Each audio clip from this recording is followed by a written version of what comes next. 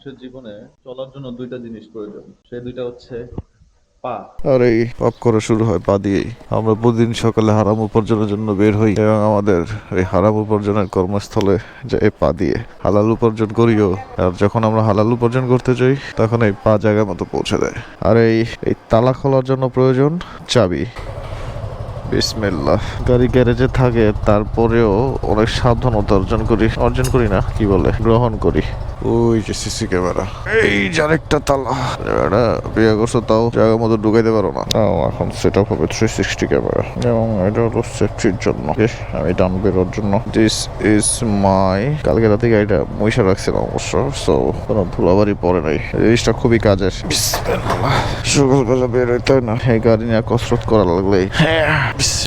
এই যে এই জায়গাটা লেগেই আমার গাড়ি স্ক্র্যাচ পড়ছিল অল্প একটু।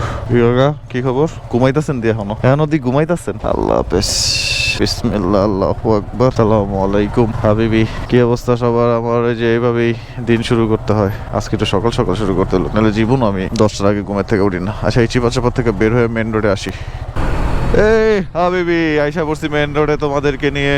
আসলে কি যে আমি কয়েকদিন ধরে অনেক চাপের মধ্যে আছি। চাপের মধ্যে বলতে অফিসের চাপ। বউ চাপ দেয়, কিন্তু বউয়ের চাপ তো নামাই যায় না, এই জন্য বলিও না কিছু, যে অফিসের চাপ নামা যায়। তাই তেমন যুক্ত ভিডিও বানাইতে পারি না। ইনশাল্লাহ আরো ভালোভাবে শুরু করছি। চাপটা একটু কমছে আল্লাহর রহমতে, আর প্রমোশন হওয়ারও সময় এসে পড়ছে, এই জন্য কাজের চাপ বেশি। ও বুম বুম, স্পিড হবে শুধু।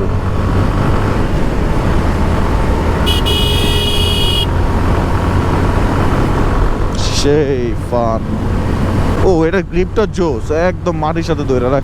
যাই হোক, যেটার জন্য আমার মনটা খারাপ সেটা হচ্ছে ইদানিং ধরে আমার বউ আমার সাথে অনেক কাহিনী করতেছে, যেটা আমি আপনাদের সাথে শেয়ার করতে চাই। বিয়ের আগেই তার অনেক রাগ ছিল, আর মনে করছিলাম বিয়ের পরে সব ঠিক হয়ে যাবে, এরকম রাগ থাকবে না। ও তখন বাচ্চা ছিল, কিন্তু ইদানিং ধরে দেখতেছি যে ও রাগ দিন পা দিন বাড়তেছে। বাড়ার কারণে প্রতিনিয়ত ঝগড়া হচ্ছে আমাদের সাথে। আর এই ঝগড়া মীমাংসার জন্য শ্বশুর বাড়ির লোক, আমার বাড়ির লোক প্রায় প্রতিদিনই এক হওয়া লাগতেছে তাদের। আবার আর জিনিস ভালো যে আমার ওয়াইফ সারাদিন রাগ করলেও রাতের বেলা রিয়েলাইজ করে যে সে ভুল করছে, এবং ওই ভুলের কারণে সে আমার কাছে আইসা ক্ষমা চায়। আর সে শুধু আমার সাথেই রাগ করে না, মানে মেজাজ খারাপ করে না, সে প্রত্যেকটা মানুষের সাথে মেজাজ খারাপ করে। তার সাথে একটু উল্টাপাল্টা কথা হইলে তার মেজাজ গরম হয়ে যায়, প্রচন্ড গরম। আর এই মেজাজ নিয়ে সংসার করা তো সম্ভবই না, সো এই সংসার আমার পক্ষে টিকানো সম্ভবই না। তারপর আমি একটা লাস্ট ট্রাই করার জন্য একটা কাহিনী করছি। সেই কাহিনীটা হলো, বরাবরের মতো কয়েকদিন আগে রাতের বেলা আইসা আমার বলতেছে, সরি আমার ভুল হয়ে গেছে, আমি নিজেকে রাগ কন্ট্রোল করতে পারি নাই। তখন আমার মেজাজটা আরো খারাপ হইলো যে শালার রাগ করে আইসা প্রতিদিন সরি, আর একই ভুল সে প্রতিদিন করতেছে। আর সে যে কি করতেছে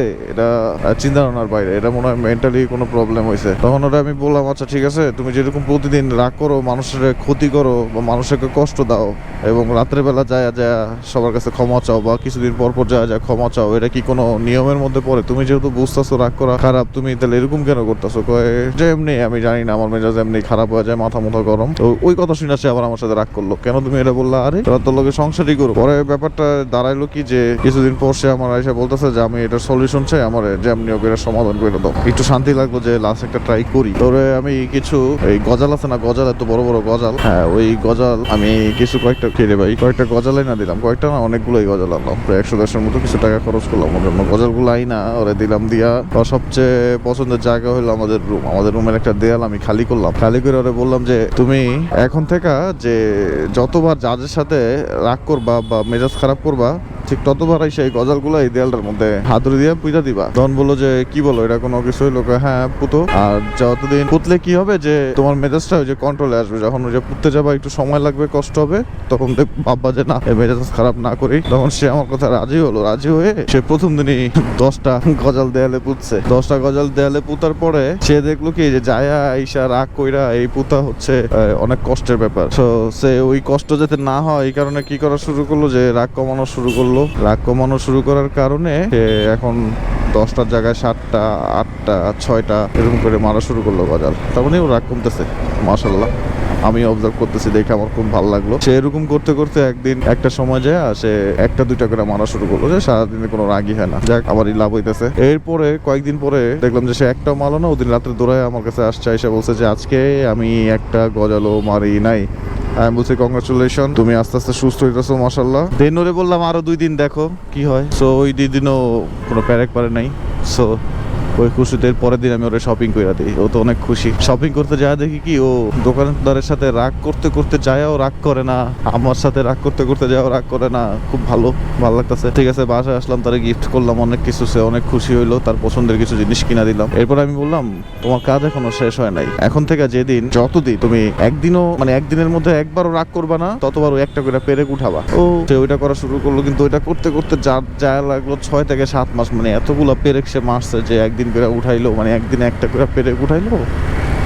সে মনে করে প্রতিদিন সকালে ঘুম থেকে উঠা একটা করে পেরেক উঠাই দিত, যে এর আগের দিন আমি কোনো রাগ করি নাই। Okay fine. এরকম করতে করতে করতে 6-7 মাস পরে, এই যে কালকেই তো মনে 6-7 মাস শেষ হয়েছে, হ্যাঁ 7 মাস পরে সে আমারে বলে যে দেয়াল খালি। Okay fine. আমি ওই খুশিতেও তাকে নিয়ে আবার শপিং করে আসলাম, যে ফাইন তুমি আল্লাহর মতো সুস্থ হয়ে গেছো। পরে সবাই ডাক দিলাম, দাওয়াতও খাওয়াইলাম, যে এই অবস্থা, মেয়ে সুস্থ হয়ে গেছে, সবাই খুশি। সবাই দাওয়াত টাওয়াত খেয়ে যখন চলে যায় রাতের বেলা, তখন আমি ওরে ওই দেয়ালের সামনে নিয়ে দাঁড় করাই। আমি ওরে জিজ্ঞেস করতেছি, দেখো তো এই দেয়ালের মধ্যে কোনো ডিফারেন্ট আছে কিনা, ওই যে এতদিন আগের সুন্দর দেয়াল আর এখন কি অবস্থা। বলে যে কই না তো, দেয়াল তো আগের মতো নেই। ওরা বলে না, একটু ভালো করে দেখো। হ্যাঁ হ্যাঁ, এই গজাল মারার কারণে দেয়ালের যে সুন্দর সুন্দর জায়গাগুলো ওগুলো ক্ষত তৈরি হয়েছে। আমি বললাম যে এখন এটা কেমন লাগতেছে, এটা কি তুমি কোনোভাবে পূরণ করতে পারবা? হ্যাঁ এগুলো তো পূরণ করা যাবে সিমেন্ট টিমেন্ট দিয়ে। আমি কিছু আচ্ছা ঠিক আছে, এটা পূরণ করতে পারবা, কিন্তু এই দেয়ালটা যে আগের মতো ছিল, তুমি এটা আগের মতো করতে পারবা কখনো? বলে যে না। তখন আমি ওরে বললাম, দেখো তুমি শুধু শুধু যাদের সাথে এই রাগ করে খারাপ ব্যবহার গুলা করছো, তাদের কাছে যায় তুমি ঠিকই রাতের বেলা সরি বলতেছো, পরের দিন সরি বলতেছো, কিন্তু তাদের মনেও ঠিক এইরকম ক্ষতগুলা সৃষ্টি হয়েছে। এই ক্ষতগুলা সৃষ্টি হওয়ার পরে ক্ষতগুলা সৃষ্টি হওয়ার পরে এই দেয়ালের মতো হয়েছে। তুমি যতই পুডিং টুডিং সিমেন্ট টিমেন্ট লাগায়া এটারে ঠিক করবা, কিন্তু এটা কি কখনো আগের জায়গায় ফেরত আসবে? তখনও বুঝতে পারছে, বুঝা সে কান্না করে দিছে। ঠিক আছে, সে তার রাগ কন্ট্রোল করা এখন শিখে গেছে, কিন্তু এই জিনিসটাও জানা উচিত তার যে মানুষের মন বলতে কিছু আছে। সে যে কি পরিমাণ কষ্ট দিচ্ছে সবাইকে, ওইটাও তোর শিক্ষা পাও। তখন আমি ওরে শান্ত করলাম যে তুমি যাই করছো এতদিন ঠিক করো নাই। তো এটাও একটা শিক্ষণীয় গল্প, যেটা আমার লাইফে ঘটে নাই, মাফ করুক আল্লাহ, এরকম কিছু আমার সাথে না হয়। কিন্তু আমাদের সবার উচিত রাস্তাঘাটে বের হইলে মাথা ঠান্ডা করে গাড়ি চালা, মাথা ঠান্ডা করে মানুষদের সাথে বিহেভ করা। ওয়াই দিস কলাবেরিটি ঝুমবালিকা ঝুমার ঝুমার। কাকাই তো খুবই ব্যস্ত। কাকা কেন বললাম, পালসার যারা চালায় ওরা কাকাই। কাকু টুপি পরাই দিও না, গাড়ি চালাইতে টুপি লাগে, ওই যে টুপি, দুটা টুপি। ওয়াই দিস কলাবেরিটি। আবার ভুল রাস্তা ঢুকে গেছে ওর পিছে পিছে যাইতে যেতে।